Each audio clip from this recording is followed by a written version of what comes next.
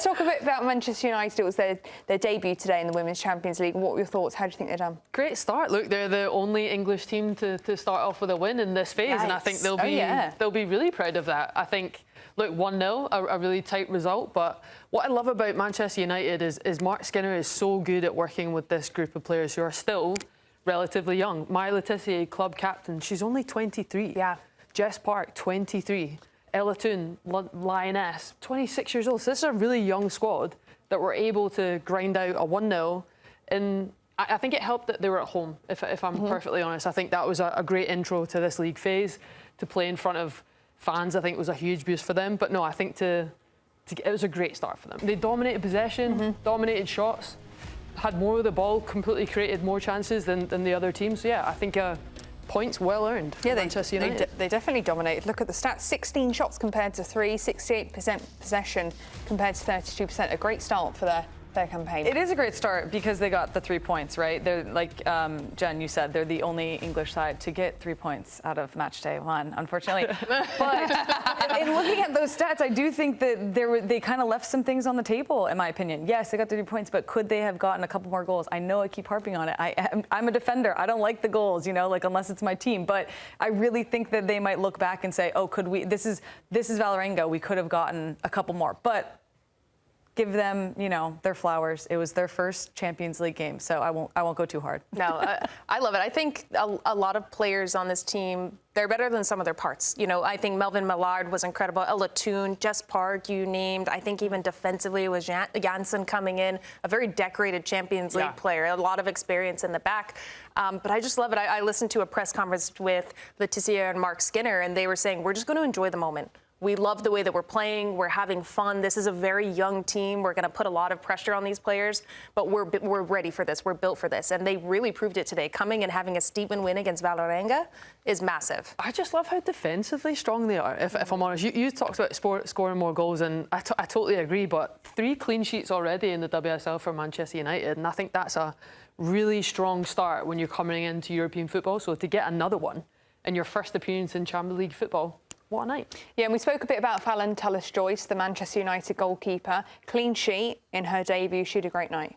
Absolutely. And I knew that she would, honestly. I was not... Never worried? I really wasn't worried for her. I expected a lot, and also we saw a lot, and she got the job done. The reality is you're a keeper. You leave a game with a W, 3 points, and a clean sheet, and you're taking off your gloves and you're happy. I think the beauty of Tullis-Joyce is she can come up with the big saves. Whether you concede multiple shots on target or not, she's been seen to be doing it. She's stepped up so much after the departure of Mary Earps. So you know, as a defensive backline, yes, shot as many shots as possible, but you know your keeper can step up at any given moment to make those big saves. I don't think she had to make many today.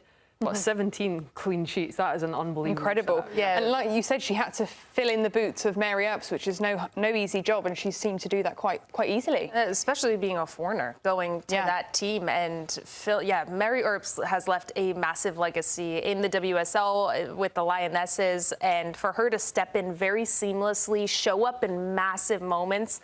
I mean, we're looking at what she's been a brick wall as this says. 7 clean sheets are like She's so consistent, and I think even the pressure that comes with being called into the U.S. women's national team, her handling that with grace, growing in her game there, becoming more vocal, playing out of the back.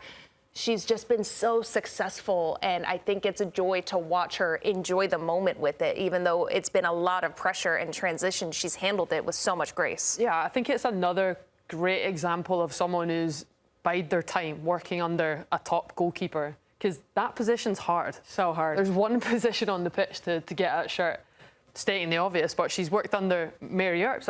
You know, at the time, Lioness is #1, so she had to bide her time and has obviously grafted, worked her way up, and she's proving why she's now known as one of the top goalkeepers in the world. Yeah, when you're making your debut in this competition, it's important you have players like Phallon Tullis-Joyce who can lead the way. But also you mentioned Ella Toone earlier on. She was key in the Euros and a young player as well. This is what she had to say after the game, Manchester United taking on Vålerenga.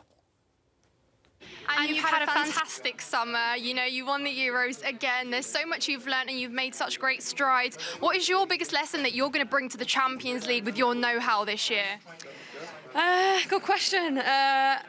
I think for me, whenever I step out onto the pitch, I want to make sure that I enjoy it. I play my best football when I'm enjoying it, and I definitely have done this season. I've enjoyed playing with the girls, playing with the team, and tonight was one of those moments that I had to enjoy, I had to embrace, and I definitely did that. But I think for me and for all of us is we work hard, we give 100% when we step out onto the pitch, and yeah, I think we definitely did that tonight. You absolutely did. Go celebrate. Thank you so much, Ella. Congratulations. I think she got maybe the player of the match trophy. Is that what it looked like? She's a quality player. Yeah. I wouldn't be surprised. And one of the things I love about Ella Toone, she's now got Jess Park to work with, which was a big transfer over from Manchester City. So to make that move, you know, within the same city, rival team, she's now got Jess Park, another brilliant midfielder to work with, and I think they're starting to really gel. They did it the weekend. And yeah, but quality player. Ella Toone is grown and grown on a national stage as well. Yeah. And I think everyone loves her personality off the pitch as well. Yeah, and seeing her say, I'm just trying to enjoy the moment. Yeah. I mean, how infectious is that when you're playing with somebody that even in the midst of a high-pressure state, I mean, the first time Manchester United's played in Champions League, they get their first win, and she's kind of the heartbeat of this team for me, one of those players, the most experienced players. And for her to say, yeah, I'm just going and enjoying it and having fun, that's when I play the best. But I love it. Yeah, like you said, that's what they said ahead of the game. This is about enjoying the moment. These are big moments. This is what, as a club player, you look forward to playing. Like, that's what you dream about, you know, to be able to do in your club career, to be able to play in Champions League. So for Man United to have their first game in Champions League, get a W, you can tell by her smile that she is loving it. You know, she's on cloud 9 right now. So it's great for them. Again, only English side to get 3 points out of matchday 1.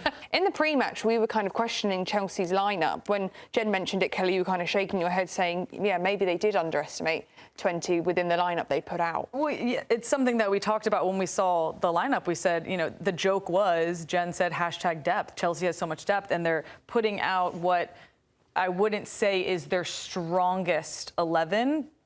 Who's to say exactly who that is at this very moment? But they had 5 changes from what they usually put out on the weekend in WSL. So to me, that's a bit of, okay, was this a coaching mistake? Did we put out who we needed to on that field at the right time? Oh, you said we as well. Oh, wow. Oh, my God. Look at that. Really... Chelsea's behind me. They did that on purpose. I'm one with Just to add to that, though, I think with the changes that came off the bench, with Erin Cuthbert coming into it, Sam Kerr, that was a solid chunk of, I think, almost 50 minutes. And you're expecting a real injection of energy coming into the game, or at least take the win, you know, regardless of how the 11 starts or whatever decision Sonia Bompastor makes going into a game. But you still think the changes are going to make a big impact, and they still couldn't get it over the line.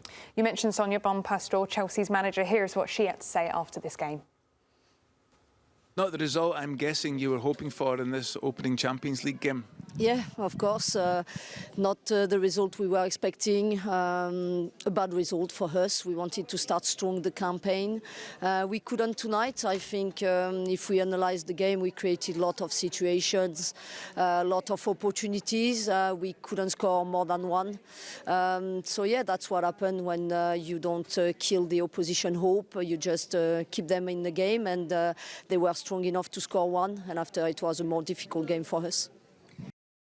Talking about Sonia's there, talking about hope, FC Twente probably had a lot of vengeance coming into this game, especially after the result from last season, and Chelsea just weren't good enough at killing their hope.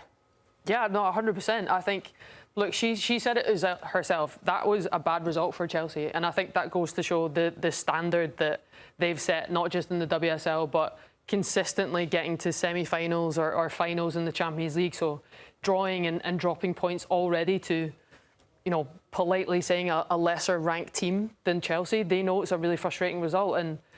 But I think, look, they still created chances, and she said it as well. They just had to finish them, and I'll talk about it. A lot of final third entries, you touched on it earlier. I think that's so key in the big games, but they've come away with the draw, and I know Bompastor, and I know she'll be fired up in that changing room after, looking for a big reaction from her team. Something I don't really understand is, like, when we see Barcelona winning by the amount they did, or we saw Lyon, they're coming into matchday 1 wanting to make a statement, wanting to show other teams in this tournament, look, we're here, we want to win. Why wouldn't Chelsea put their best foot forward, even if it is against FC Twente, who they probably thought they were going to win against easily? Why don't they put their best foot forward going into this game to show other teams, look, we're here, we agree with Kelley, we can win this tournament. I don't know why they didn't. I think that that's a great question. I think that they should go into match. You want to start strong. Yeah, you want right? to start off on a strong foot. I still think that the team that Bompastor put out It's not a back team. is still going into this game wanting to prove a point. I still don't think she 100% trusted the players she put on the pitch today. I think she was just really disappointed with them not executing the game plan well enough. I think they still created enough chances. So I think that's where the frustration. I don't think their attitude was wrong going into the game. And I still think that they have quality within that 11 that started. She's just unbelievably frustrated with the result, and rightly so, and will look for a bigger reaction. I think what it really comes down to is, Katarina Macario, Naomi Grimmer weren't able to feature, and you don't have your Americans there. We did see a bit of Alyssa Thompson, though, didn't we? That is true, and she played fantastic. I hat off to her. I was very proud of her. Yeah.